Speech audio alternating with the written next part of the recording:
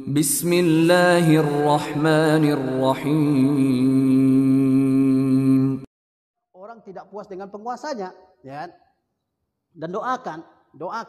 Sebagaimana Al-Barbahari dalam Syarh Sunnah mengatakan di antara ciri ahli sunnah adalah dia yang mendoakan penguasa, dan di antara ciri Khawarij atau yang semisal ini beliau sebutkan dia mendoakan kecelakaan bagi penguasa. Ya. Andaikan kita punya doa yang diijabah oleh Allah SWT, doakan pemimpin kita supaya dia menjadi baik. Kalau pemimpinnya baik, insyaallah rakyat juga baik. Ya. Makanya ketika ada yang bertanya kepada Ali, wahai Ali, kenapa sih di zaman engkau terjadi berbagai macam kekacauan, pemberontakan di mana-mana, sementara di zaman Abu Bakar aman-aman saja, di zaman Umar aman-aman saja? Jawaban Ali apa? Di zaman Abu Bakar dan zaman Umar, umatnya seperti aku, ya kan? Di zaman kalian di zaman aku umatnya seperti kalian, seperti itu kan? Di zaman aku umatnya seperti kalian, yang enggak taat, ya kan? Kepada pemerintahnya, selalu protes, selalu tidak puas dengan apapun yang ditetapkan, selalu merasa dizalimi oleh pemerintah, ya. Kalau mereka menzalimi kita bersabar, ya kan? Apa kita keluar membawa senjata begitu? Enggak siap menghadapi tank-tank baja di jalanan itu kan? Senjata pisau dapur misalnya dibawa keluar, ya. Apa yang bisa ditahan oleh pisau dapur, ya, dan seterusnya. Ya. Jadi apa? Kita harus mendengar, menaati dan menasihati kalau bisa dengan cara-cara yang baik, ya. Sebagaimana Allah Subhanahu wa taala ceritakan tentang Nabi Musa alaihissalam. Nabi Musa alaihissalam yang diutus oleh Allah menghadapi siapa? Menghadapi at-taghiyah al-a'zam, ya. Menghadapi diktator terbesar di atas muka bumi ini, Firaun, ya. Allah enggak suruh caci maki itu Firaun, ya. Hantam dia, kritik dia habis-habisan, ya, sampai muntah-muntah misalnya. Enggak ada. Allah mengatakan apa kepada Musa dan Harun apa? Izhaba ila fir'auna innahu tagha faqula lahu qawlan layyina la'allahu yatazakkaru aw yakhsha. Pergilah kamu berdua kepada Firaun, ya. Ya. Ucapkan kepadanya kata-kata yang lembut. Mudah-mudahan dia ingat atau dia timbul rasa takutnya kepada Allah Subhanahu wa taala, ya. Padahal Firaun orang mengatakan ana rabbukumul a'la. Saya Tuhan kalian yang paling besar di atas muka bumi ini, ya kan? Bukankah sungai ini mengalir dengan kekuasaanku? Dia sampai mengatakan begitu. Sungai Nil yang seperti laut itu, ya, dia katakan ini mengalir dengan kekuasaanku, ya. Begitu juga Nabi Ibrahim alaihissalam ketika dia berdebat dengan Namrud, ya. Enggak pernah dia ayo kita berontak kepada Namrud, ya. Enggak, ya. Dia mengalahkan Namrud dengan hujahnya, ya kan? Ya. Jadi kita harus bersabar dalam menghadapi pemerintah ini seperti disebutkan oleh Rasulullah SAW dalam banyak hadis, ya. Bahwasanya yang namanya pemerintah itu harus ditaati, ya. Kata Rasulullah SAW apa? Dalam hadis Al-Irbad Ibnu Sariyah, kata Rasulullah apa? Fa inna kullu muhdatsatin bid'ah, kullu bid'atin dalalah, wa kullu dalalatin finnar. Kemudian bayatna Rasulullah SAW ala sam'i wa ta'ah, ya. Kami membaiat Rasulullah SAW untuk mendengar dan untuk menaati fi usrina wa yusrina, dalam keadaan sulit, dalam keadaan gampang, dalam keadaan mudah, ya. Ya, dalam keadaan penguasa menguasai harta rakyat, ya. Wa alla nunazi al-amra ahlahu, agar kita tidak memberontak kepadanya, ya. Illa antara kufran bawahan, kecuali kalau kamu melihat kekafiran yang terang-terangan, ya kan? Kemudian juga Rasulullah SAW misalnya beliau mengatakan, ya, man faraqal jama'ata qaida shibrin famata maitatan jahiliyatan. Barang siapa yang sudah memisahkan diri dari jamaah itu memiliki dua makna. Pertama, jamaah diniyah. Yang dimaksud dengan jamaah diniyah itu adalah para salafun salih, ya. Ahlus sunnah wal jamaah adalah orang-orang yang berpegang teguh dengan sunnah Rasulullah SAW dan berpegang teguh dengan jamaah, ya. Siapa jamaah itu? Para sahabat, ya, tabi'in dan atba'ut tabi'in yang hidup pada 3 generasi yang diutamakan. Itu jamaah dalam segi agama. Yang kedua adalah suatu rakyat yang berkumpul di suatu negara seperti kita ini jamaah namanya, ya kan? Jamaah siyasiyah, ya. Jadi ada jamaah diniyah, jamaah yang bersifat keagamaan. Yang terutama dari jamaah keagamaan ini adalah para sahabat. Kemudian jamaah siyasiyah yaitu yang umat Islam yang berkumpul di dalam suatu negara, itu wajib ditaat kepada penguasanya. Jadi dalam masalah jamaah, jangan salah, ya, jamaah itu ada dua. Jamaah diniyah, siapa acuan kita? Itu para sahabat radhiyallahu taala alaihim, ya. Pemahaman mereka yang kita jadikan sebagai apa namanya, acuan ya, sebagai pedoman ya. Apa yang mereka pahami kita pahami seperti demikian ya. Dalam masalah bernegara ya, itu rakyat semuanya. Nah, jamaah dalam masalah sia-sia dan masalah politik ini harus ada pemimpinnya ya. Orang yang sudah orang yang memisahkan dirinya dari jamaah, dari persatuan kaum muslimin, kemudian dia apa namanya, walaupun sejengkal ya, sejengkal, misalnya mengakui bukan dia penguasa saya, dia bukan penguasa saya, ya kan? Bagaimana enggak penguasa kita? Kita hidup di situ, ya kan?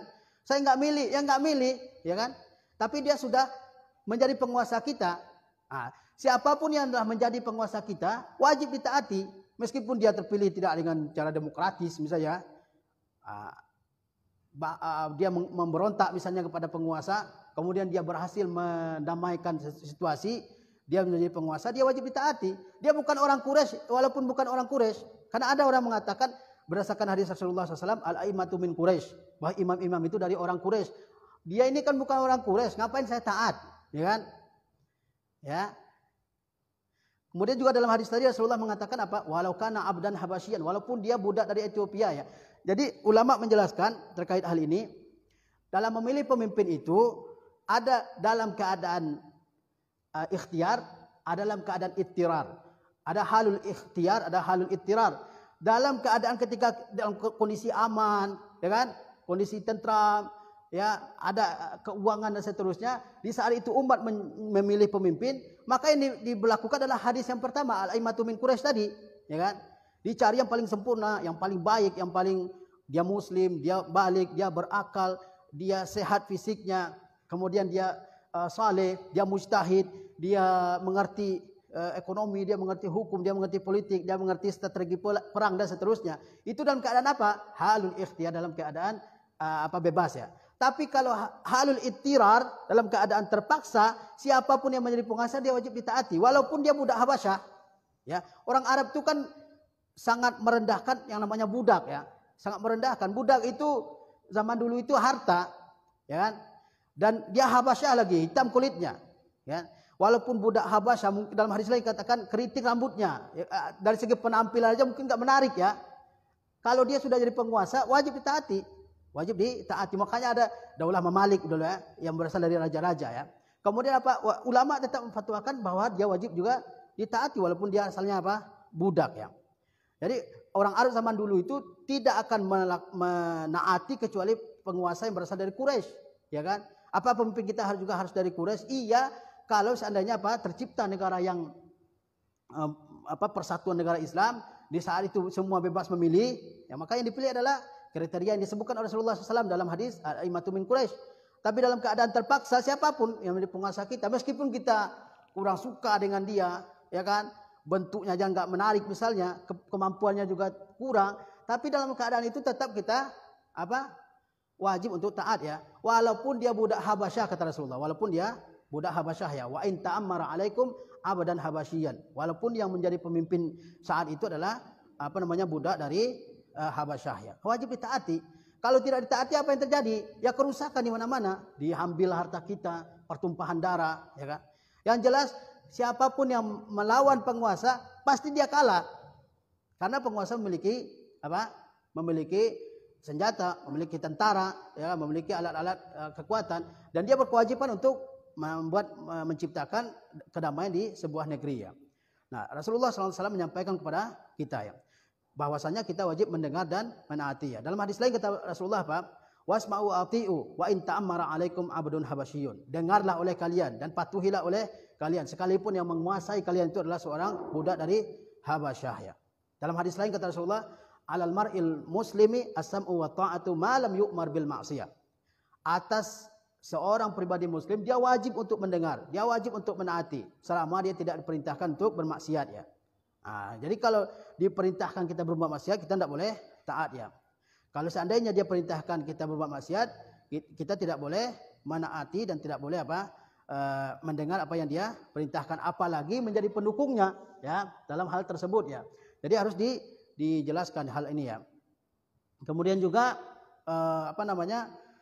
kita lihat di sini ya, anna min tamamil ijtima', bahwasanya di antara bentuk ya kesempurnaan persatuan itu adalah mendengar dan menaati setiap orang yang menjadi penguasa di di atas kita, walaupun budak dari Habasyah ya, walaupun budak dari Habasyah. Fabayyana Nabi sallallahu alaihi wasallam hadza bayanan sya'ian za'ian. Nabi SAW telah menerangkan hal ini dengan suatu penjelasan yang syai', yang menyeluruh, yang sangat banyak hadisnya ya, seperti dikumpulkan oleh Imam Muslim dalam kitab Al-Imarah ya. Banyak sekali hadis-hadis yang menyuruh kita untuk taat kepada orang yang menjadi penguasa di antara kita ya. Ya. Bikulli wajhi min anwa'il bayan, dengan berbagai bentuk ya, dengan berbagai bentuk penjelasan ya, seperti perintah untuk apa? Untuk mendengar, untuk menaati penguasa, perintah untuk tidak menaati penguasa ketika perintahnya adalah perintah yang bertentangan dengan agama kita. Itu berbagai macam bentuk apa? Bentuk penjelasan tersebut ya. Rasulullah SAW mengatakan usikum bittaqwallah wa sam'i wa ta'ah. Saya wasiatkan kalian untuk bertakwa kepada Allah, untuk mendengar dan untuk taat kepada penguasa. Wa in ta'ammara 'alaikum abdun, sekalipun yang menjadi penguasa di antara kalian adalah budak ya. Kemudian Rasulullah mengatakan fa innahu man ya'ish minkum ba'di fasayara ikhtilafan katsira. Fa 'alaikum bisunnati wa sunnatil khulafa'ir rasyidin al-mahdiyyin. Orang yang hidup setelah aku akan melihat berbagai macam perselisihan. Enggak pernah tenang ya, pasti ada aja perselisihannya. Jangan kita menganggap bahwa dunia ini makin lama makin baik. Ya. Enggak, dunia ini makin lama makin buruk. Sampai datangnya Imam Mahdi di akhir zaman ya. Kemudian terjadi kiamat. Karena semakin dekat kiamat, keburukan semakin banyak. Ya, bukan makin berkurang ya. Tapi kita harus tetap memegang prinsip agama kita ya. Jadi Rasulullah SAW telah menjelaskan hal ini dengan sangat banyak ya. Dengan berbagai bentuk penjelasan. Karena bahwa sebelum Rasulullah SAW diutus, orang Arab itu tidak punya pemimpin. Orang Arab tidak pernah taat kepada pemimpinnya. Ya, makanya kata Rasulullah, siapa yang memisahkan diri, memencilkan diri dari imamnya, dari jamaah, walaupun sejengkal, dia mati dalam mati jahiliyah. Apa yang maksud dengan mati jahiliyah? Mati jahiliyah yaitu mati dalam keadaan tidak ada imamnya. Sebenarnya orang jahiliyah zaman dulu nggak ada pemimpinnya. Ya, yang ada apa? Ketua-ketua suku. Yang satu suku baku hantam dengan suku-suku yang lain ya. Tidak ada pemimpinnya. Nah, orang yang mengatakan apa? Tak ada pemimpin, bukan waliul amri saya. Dia mati dalam keadaan jahiliyah. Ya, karena apa? Karena dia sama keadaannya dengan jahiliyah ya, tidak ada pemimpinnya. Ya. Jadi saya menjelaskan bahwa hal ini sudah dijelaskan oleh Allah oleh Rasulullah SAW dengan suatu penjelasan yang sangat gamblang, yang sangat luas ya, dengan berbagai bentuk penjelasannya. Baik secara syarak maupun secara qadar. Yang dimaksud dengan penjelasan secara syarak, bahwasanya perintah untuk taat kepada penguasa, untuk mendengar penguasa, untuk mematuhi penguasa itu sudah dijelaskan oleh Al-Qur'anul Karim, oleh sunnah Rasulullah Sallallahu Alaihi Wasallam, dan juga secara qadar ya, secara takdir, karena setiap ada pemimpin mesti ditaati, itu sudah takdir yang berlaku ya, sudah takdir yang berlaku. Untuk apa dipilih seorang menjadi pemimpin kalau dia tidak ditaati perintahnya ya, dan dijauhilah larangannya ya. Ya. Dan juga terkait hal ini bahwasanya setiap orang yang keluar dari penguasanya pasti membawa kerugian ya, pasti membawa kerugian. Tidak ada, bahkan para ulama mengatakan orang yang keluar memberontak kepada penguasa awalnya apa? Awalnya adalah memberontak dengan kata-kata ya, selalu menyalahkan pemerintah, selalu bersifat negatif kepada pemerintah, selalu buruk sangka kepada pemerintah dan seterusnya. Ini adalah awal-awal khuruj dengan senjata, awal-awal keluar dengan senjata ya.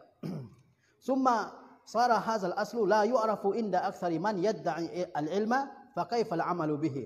Kemudian prinsip ini menjadi tidak diketahui oleh kebanyakan orang yang mengaku berilmu ya. Banyak orang tidak mengetahui, bahkan banyak yang selalu berdalil dengan hadis man ra'a minkum munkaran falyughayyirhu biyadihi fa illam yastati' fa bilisanihi fa illam yastati' fa biqalbihi. Dia memberlakukan hadis ini kepada penguasa. Kalau kita melihat kemungkaran dari penguasa, kita rubah dengan tangan, ya kan?